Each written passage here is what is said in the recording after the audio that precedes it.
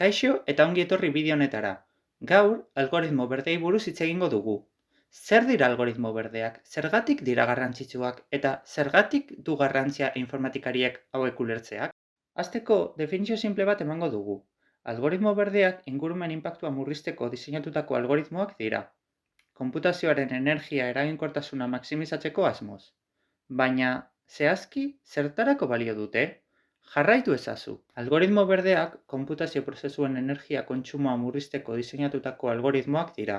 Hauek, adibidez, datu zentroetan erabiltzen diren kalkulu konplexuak optimizatzen dituzte. Energia gutxiago erabiliz, emaitza berberak lortzeko. Pentsatu ezazu zer garrantzia duten algoritmoek gure eguneroko bizitzan. Sare sozialetatik hasita, eguraldi iragarpeneteraino.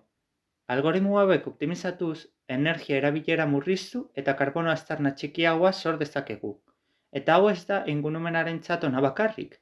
Energia gastuak murriztuz, enpresek ere asko aurreztu dezakete. Baina, zergatik da hau hain garrantzitsua? Datu zentroek mundu osoko energia kontsumoaren 2 inguru erabiltzen dute, eta kopuru hori hazten ari da. Algoritmo berdeek paper garrantzitsua jokatzen dute energia hori modu eraginkorrean erabiltzen, eta horrek CO2 isurak murrizten laguntzen du. Gainera, konputazio lana hazten duen heinean, algoritmo hauek gero eta gehiago beharrezkoak izango dira, energia iturri mugatuak direla eta. Beraz, algoritmo berdeak ez dira bakarrik etorkizuneko teknologia, baizik eta gaur egungo behar bat. Eta zergatik du garrantzia hau informatika ikasleentzat? Lehenik eta behin, algoritmo berdeak ikasketak eta aplikatzeak etorkizuneko proiektuak garatzeko trebetasun berriak ematen dizkizu. Bigarrenik, enpresak gero eta gehiago bilatzen ari dira ingurumen inpaktua murrizteko gai diren profesionalak.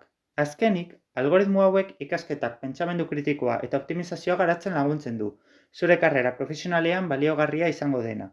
Beraz, algoritmo berdeak ez dira bakarrik ingurumenarentzat onuragarriak, zuretzat ere bai. Laburbilduz, algoritmo berdeak konputazioaren etorkizun iraunkorraren giltza dira.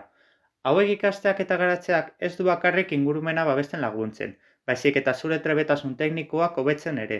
Beraz, hurrengo proiektuan pentsatu. Nola lor dezakezu zure kodea energia eraginkorragoa izatea? Eskerrik asko entzutearren, eta gogoratu, zuk zure partea egin dezakezu teknologia eta ingurumena uztartzen.